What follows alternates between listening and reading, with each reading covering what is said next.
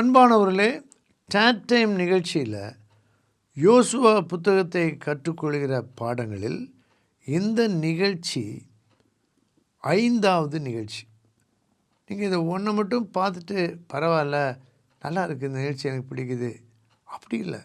நீங்கள் முந்தின நிகழ்ச்சிகளை யூடியூப்பில் போய் பார்க்கலாம், தொடர்ந்து வரிசையாக பார்க்கலாம். உங்களோட உள்ளத்தில் எனக்கெல்லாம் வேதாம கல்லூரிக்கு போக வாய்ப்பே கிடைக்கல, ஆனால் பைபிள் படிக்கணும் வாஞ்சையாக இருக்குது, எப்படி படிக்கணும்னு தெரியல, நீங்கள் நினச்சிக்கிட்டு இருக்கலாம். உங்களுக்காக தான் கர்த்தர் இந்த நிகழ்ச்சியை கொடுத்துருக்கிறார். இதை நீங்கள் நன்றாய் பயன்படுத்துங்கள். எந்த சந்தேகம் விளக்கம் தேவையானால் உடனடியாக நீங்கள் என்னோடும் எங்களோடும் தொடர்பு கொள்ளலாம். இந்த புத்தகத்தை யுத்தங்கள் வெற்றிகளின் புத்தகம் என்று அழைக்கலாம். Wars and victories, book of wars, battles and victories. இஸ்ரவேலருக்கான சுதந்திரத்தை பங்கிடுவதை பற்றி நாம் பார்க்குறோம்.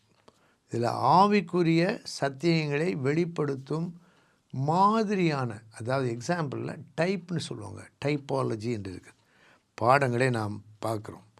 இந்த நோட்ஸ் பார்க்குறீங்கள, அதில் தெளிவாக இருக்குது.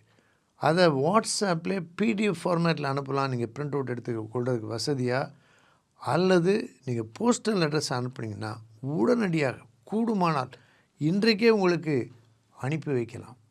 நீங்கள் இதை போல் உபகரணங்களையும் உதவி நூல்களையும் பயன்படுத்த நான் உங்களை அதிகமாக உற்சாகப்படுத்துகிறேன்.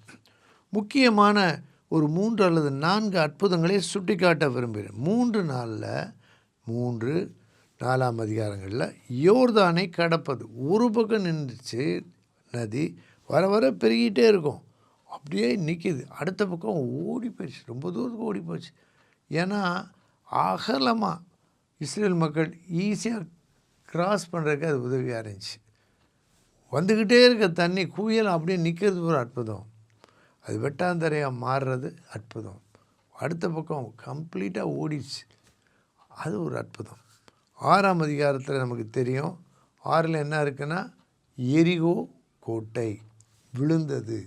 எரிகோ கோட்டை 6 எழுத்து விழுந்துருச்சு. மக்கள் அந்த பட்டணத்தை கைப்பற்றினார்கள், இடித்து எல்லாவற்றையும் அழித்து போட்டார்கள். ராகாபின் குடும்பத்தாரை மட்டும் தப்பு வைத்தாங்க. 10ல் சூரியனும் சந்திரன் நின்றுச்சு. பெரிய கற்கள் அவர் மேல் விழுந்து அழித்து போட்டது. ஆகவே இந்த மாதிரி படிக்கலாம். இப்பொழுது இங்கே நம்ம பார்க்குறோம், இந்த புத்தகத்தை படிக்கும்போது மேப் ரொம்ப முக்கியம். மேப்பில் முதலாவது நாம் கவனிக்க வேண்டியது, இஸ்ரவேல் தேசம் யோசுவாவின் காலத்தில் எப்படி இருந்தது, அதைத்தான் இந்த படத்தில் நீங்கள் பார்க்குறீங்க. நல்லா கொஞ்சம் நேரம் அப்படியே பார்த்துட்டே இருங்க. மேப் அது என்ன இருக்குது அப்படி போதுங்க, பாருங்கள், நேரம் எடுங்க, ஒரு 2லேருந்து 5 நிமிடங்கள் அப்படியே பார்த்துட்டே இருங்க. அதுக்கு நான் உதவி செய்கிறேன். அதில் பாருங்கள், அந்த படத்தில் லெஃப்ட் ஹேண்ட் சைடில் அப்படியே ஒரு கிராஸ் பண்ண மாதிரி இருக்குது, அதுக்கு லெஃப்ட்டு நீங்கள் பார்க்கும்போது அந்த லெஃப்ட் ஹேண்ட் சைடு தான் மேற்கு திசை, உங்களுக்கு ரைட் ஹேண்ட் சைடு கிழக்கு, மேலே வடக்கு, கீழே தெற்கு. எல்லா மேப்லேயும் அப்படி தான் பார்ப்போம். இந்த லெஃப்ட் சைடு அல்லது கிழக்கில் மத்திய தரைக்கடல், பெரிய கடல்னு பல முறை ஆண்டவர் சொல்கிறார், எல்லைக்கு சொல்கிறார். மேற்கு எல்லை பெரிய கடல், மத்திய தரைக்கடல், மெடிட்டரேனியன் சி. அதுக்கு கிழக்க மேலே பாருங்கள், கலிலேயா கடல். புதிய ஏற்பாட்டில் சுவிசேஷங்களை படிக்கும்போது நல்லா நமக்கு தெரியும், கலிலேயா கடல். அதுலேருந்து ஒரு கோடு பார்த்திங்களா, நேராக கீழே இறங்குற மாதிரி இருக்குல்ல, அது பார்த்திங்களா ப்ளூ கலரில் இருக்கா, தண்ணி விடுற மாதிரியே இருக்குது பார்த்திங்களா. அது கீழே வந்து உப்புக்கடல் அல்லது சவக்கடல், அதில் சேருது. அந்த யோர்தான் நதி ரொம்ப முக்கியம். இந்த மேற்கு கடற்கரைக்கும் யோர்தான் நதிக்கும் இடையில் உள்ள பகுதி, அதுதான் கானான் தேசம் என்று அழைக்கப்படுகிறது. அந்த தேசத்தை தான் உலகத்திலேயே ஒரு முக்கியமான நாடுனா அதான் பழைய ஏற்பாட்டில் கானான் தேசம். அந்த தேசத்தின் நாடு இஸ்ரேல். இஸ்ரேல்னு அடிக்கடி பேப்பரில் படிக்கிறோம்ல, இஸ்ரேல். அந்த நாட்டுக்கு பேர் ப்ராமிஸ்ட் லேண்ட், வாக்குத்தத்தம் பண்ணப்பட்ட தேசம். இன்னொன்று ஹிஸ் லேண்ட், தேவனுடைய தேசம். பாருங்கள், வேறு எந்த தேசத்துக்கும் அந்த பேர் கொடுக்கப்படலை. இப்போ பூகோளத்தை படிக்கிறோம், சரித்திரத்தையும் படிக்கிறோம். அப்போ இதுதான் அந்த மேப். அந்த மேப்புக்கு இடையில் உள்ளது. எப்படி யோர்தான் நதிக்கு கிழக்கு பக்கத்தில் இஸ்ரவேல் மக்கள் வந்து சேர்ந்தாங்க. அப்போ வந்து சேர்ந்த உடனே மோசே மரித்து போய்விட்டார். யோசுவா தான் அடுத்த தலைவராக, லீடர்ஷிப். அவரை ஆண்டவர் தான் எழுப்புகிறார். எழுப்பி அவர் மூலமாக கட்டளை கொடுத்து நடத்துகிறார். ஒரு மல்டி டேலண்டட், பல காரியங்களை யோசுவாவினாலே செய்ய முடியும். மோசே ஒரு தலைவர், அவருடைய தலைமைத்துவம் வித்தியாசமானது. 40 ஆண்டுகள். யோசுவாவுடைய தலைமைத்துவம் முற்றிலுமாக வித்தியாசமானது. அது சில வருடங்கள். ஆனால் இதன் மூலமாக ஆவிக்குரிய தலைமைத்துவ பாடங்களை நாம் கற்றுக்கொள்கிறோம். இப்போ ஆண்டவர் எல்லாத்தையும் சொல்லிக் கொடுக்குறாரு யோசுவாவுக்கு. யோசுவாவுக்கு தேவனுடைய சமூகத்தில் காத்திருக்கும் பழக்கம் எப்படி வந்ததுன்னா, மோசே தேவனோட சமூகத்தில் காத்திருக்கும்போது யோசுவா மோசேனுடைய ஊழியக்காரன். அவர் சொல்ல, மோசே சொல்ல, தேவனே சொல்லியிருக்கார். அப்போ காத்துக்கிட்டே இருப்பார், எப்போ மோசே வருவார், போன இடத்துலேருந்து எப்போ வருவார்னு. காத்திருக்கும் பழக்கம் அப்படி தான் அவருக்கு உருவாச்சு. நமக்கும் ஜெபத்தில் காத்திருக்கும் பழக்கம், காத்திருக்கும் ஒழுங்கு, காத்திருக்கும் கிருபை உண்டாக வேண்டும். ஜெபிக்கிறவங்களோட, உங்களுக்கு ஜெபிக்க தெரியாட்டி கூட அவங்க ஜெபத்தை முடிக்கிறவரை கூடயே இருக்கலாம். நீங்கள் கூடயே இருந்தீங்கன்னா உங்களுக்கு நீங்களாக காத்திருக்கும் பழக்கம், தேவனுக்கு காத்திருக்கும் பழக்கம் படிப்படியாக நல்ல பலமுள்ள பழக்கமாக உருவாகும். இப்போ இந்த மேப் பாருங்களேன். இந்த மேப்பில் பாருங்கள், வடக்குன்னு இருக்குது. இந்த மேப்பில் பாருங்கள், மேலே சீதோன் இருக்குது, சைடன் அப்படின்னு சொல்லுவாங்க. அப்புறம் அதே படத்தை தான் நம்ம பார்க்குறோம். இந்த 2 எல்லைகள், மேற்கு எல்லை, கிழக்கு எல்லை. அதில் பாருங்கள், அந்த சித்தீம், அதுக்கு பக்கத்தில் தான் யோர்தான் நதியை கடந்து எரிகோவை பிடிக்கிறாங்க. அந்த எரிகோ பட்டணம் அது பக்கத்தில் பாருங்கள். கில்கால் தெரியுது அவங்களுக்கு, பிளிங்க் பண்ணது பாருங்கள், எரிகோ, கில்கால். அங்கே எல்லாம் கேம்ப் பண்ணிவிட்டு முதல்ல நேராக போகிறாங்க. நேராக எரிகோ, ஆயி, அந்த மாதிரி நேராக கிபியோ நேரம் ஏமாற்றிடுறாங்க. அதுதான் 9ஆம் அதிகாரம். அப்புறம் கீழே தெற்க வராங்க. அதுக்கப்புறம் 3 படை முயற்சி அப்படின்ற வார்த்தை, கேம்பெயின், அந்த வார்த்தை கொடுக்கப்படுது. இப்படி தான் அந்த தேசத்தை யுத்தம் செய்து வெற்றி கொண்டு கைப்பற்றுறாங்க. 1 மத்திய பகுதி, 2 தென் பகுதி, 3 வடப்பகுதி. அதுதான் ரொம்ப பெருசாக இருக்குது. இந்த 3ஐயும் நம்ம அந்த 12ஆம் அதிகாரத்துக்கு முன்னால் பார்க்குறோம். 13லேருந்து பங்கிடுதல் இருக்குது. பைபிள் திருப்பிக்கிறீங்களா? அப்படியே பார்த்துட்டு வாங்க. 2ஆம் அதிகாரத்தில் யோசுவா 2 மேலே ரைட்டில் எரிகோ, ராகாப் என்று எழுதி கொள்ளலாம், அப்போ மறக்காது. அதுக்கப்புறம் 3ஆம் அதிகாரம் யோர்தானை கடக்க ஆயத்தம். 4ல் யோர்தானை கடந்து தீர்ந்து அப்படின்னு இருக்கு. 3ல் யோர்தானை கடக்கிறாங்க, 4ல் யோர்தானை கடந்து தீர்ந்து. அங்கே நினைவுபடுத்துகிற 4ல் கல்லுகளை, 12 கற்களை யோர்தானின் நடுவில் வைத்து அங்கேருந்து அக்கறைக்கு போய் 8ஆம் வசனம் பாருங்கள். அங்கே தான் கில்கால் என்ற ஒரு வார்த்தை வருகிறது. கில்கால் மேலடிக்கலாம். 4 கில்காலு, சும்மா சவுண்ட், ரைம், மனசு விட்டு போகாது. 1ல் என்ன, 2, 3, 4, 5ல் அவங்க கடந்த பிறகு என்ன நடந்தது? விருத்த சேதனம்.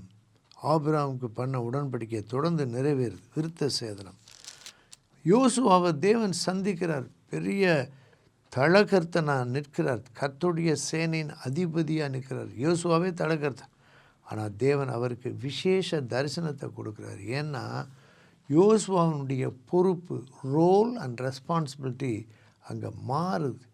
அவர் படை வீரனாகவும் போர் தளபதியாகவும் பொறுப்பெடுக்க வேண்டியது. ஆகவே தேவனே வெளிப்படுத்துகிறார். அதை குறித்து வச்சுக்கோங்க. அங்கே 2 பாதரட்சைகள், நீ பாதரட்சையை கலட்டுன்றார். நீ நிற்கிற இடம் பரிசுத்தமானது. 6வது அதிகாரம் தான் எரிகோ. எரிகோ அந்த கதை நமக்கு தெரியும். 13 முறை எரிகோ பட்டணத்தை கோட்டையை சுற்றி வராங்க. இந்த கடைசியில் சுற்றும்போது ஆரவாரத்தோடு கோட்டை இடிந்து விழுகிறது. அதை கைப்பற்றுகிறார்கள். 7ல் ஆகானின் பாவம். 8ல் ஈஸியாக அமைச்சுக்கலாம். 8 ஈட்டியை நீட்டு. ஆகான் பாவ அறிக்கை செய்கிறான். பாருங்கள், நான் தான் எடுத்தேன், நான் தான் ஒடிச்சு வச்சேன், நல்லா இருக்குன்னு பார்த்தேன். அது பாவ அறிக்கை தான். ஆனால் அதுக்கு பேர் ஆகாத அறிக்கை. அந்த அறிக்கையை ஆண்டவர் ஏற்றுக்கல.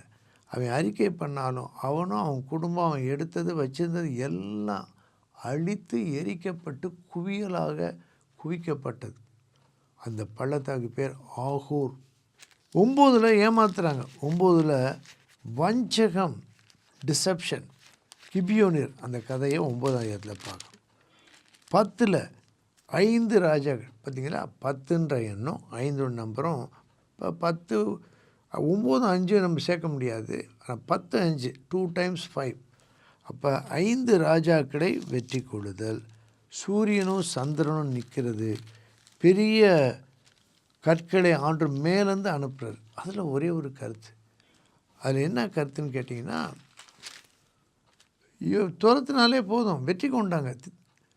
அவங்க போயிட்டு என்ன பண்ணலாம், ஒருவேளை திருப்பி வரலாம். அதனால் ஆண்டவர் மேலேருந்து வானத்தில் எப்படி கல் இருக்கும், பெரிய கற்களை விழ பண்ணினார். எப்படி பெரிய கற்களை ஆண்டவர் மேலே கொண்டு போனார்னு தெரில. அவர் சொன்னாலே போதும், கற்கள் உருவாகி, நமக்கு தெரியும் புவியீர்ப்பு சக்தி. சின்ன கல்லை போட்டால் கூட, ஒரு சின்ன ஒரு பின்னை போட்டால் கூட கீழே வந்துடுது. பெரிய கற்கள் போட்டால் எவ்வளவு அந்த வெலாசிட்டின்னு சொல்லுவாங்க, மொமெண்டம், அது அப்படியே அத்தனை பேரையும் அழித்தது. நம்முடைய வாழ்க்கையிலும் இஸ்ரவேலுக்கின்ற எதிரிகளைப் போல இருக்கலாம்.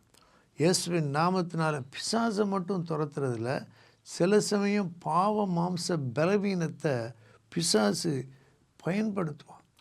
அப்போ பிசாசுக்கு எதிர்த்து நிற்கும்போது இயேசுவின் நாமத்தினால் அவன் நம்மை விட்டு ஓடி போவான். தீய பழக்கம், அடிமைப்படுத்தும் பழக்கம், பாவ மாம்ச பழக்கம் வெளியே போயிடும்.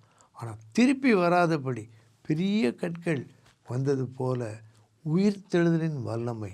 அதுலேயும் பார்த்திங்கன்னா, ஒரு பெரிய கல்லை பிரட்டுறாங்கல்ல, அதன் மேலே உயிர்த்தெழுதலின் வல்லமை விழுவதினாலே நமக்கு திருப்பி வெற்றியும் சுதந்திரமும் அமைதியும் கிடைக்கும். அழகான கருத்து. திருப்பி கூட நீங்கள் இதை கேட்டு பார்க்கலாம். 11ஆம் அதிகாரம் 11 பாருங்கள். குறுக்கு அப்படி கோடு போட்டிங்கன்னா என் மாதிரி தெரியும். Northern part. இப்போ மேப்பில் நம்பர் 3 அதில் உள்ள ராஜாக்களை எப்படிலாம் அவங்க சுதந்திரிச்சாங்க, வெற்றி கொண்டாங்க, அது தெளிவாக பார்க்குறோம். 12ல் அதில் எண்ணி பாருங்கள். இந்த மாதிரி அதிகாரம் நிறைய பேராக கம்மாவாக இருந்துச்சுன்னா உருட்டுன்னு ஓடிடக்கூடாது. எண்ணி பார்க்கணும், வாய் விட்டு வாசிக்கணும். முடிஞ்சால் பென்சில்லே நம்பர் போடணும். ஏன்னா சில சமயத்தில் தவறிடலாம், அதை அழிச்சிட்டு திருத்திக்கலாம். டோட்டல் 31 எழுதிக்கலாம். 12 அதிகாரம் பக்கத்தில் 31, கீழே ஒரு 31. 13லேருந்து யோசுவாவினுடைய பொறுப்பில் மாற்றம் இருக்குது. சுதந்திரத்தை பங்கு போடுகிறார். எல்லாருக்கும் தெரியும், யோசுவா சொன்னது யாரும் சண்டையே போட மாட்டாங்க. ஏன்னா அவர் தான் நின்று தேவனுடைய வல்லமையாலும் கிருபையாலும் யுத்தங்களை நடத்தி சுதந்திரித்து அவங்களுக்கு கொடுக்குறார். ஆண்டவராக இயேசு நமக்காக சிலுவை மரத்தில் ஆவிக்குரிய யுத்தத்தை நடத்தி சாத்தானை அவனுடைய கிரியைகளையும் ஒழித்து விரட்டி அந்த வெற்றியை விசுவாசத்தினால் நாம் சுதந்திரித்து கொண்டு நம்முடைய வாழ்க்கை அமைதலாக பாதுகாப்பாக இருக்க கர்த்தர் நமக்காக யாவையும் சிலுவையிலே செய்து முடித்தார். அப்பா பிதாவே, நன்றியோடு ஸ்தோத்திரிக்கிறோம். இந்த வார்த்தைகள், கருத்துக்கள், படங்கள், காட்சிகளுக்காக நன்றி சொல்கிறோம். இயேசு இரட்சகர் மூலம் கேட்குறோம் பரம பிதாவே, ஆமென்.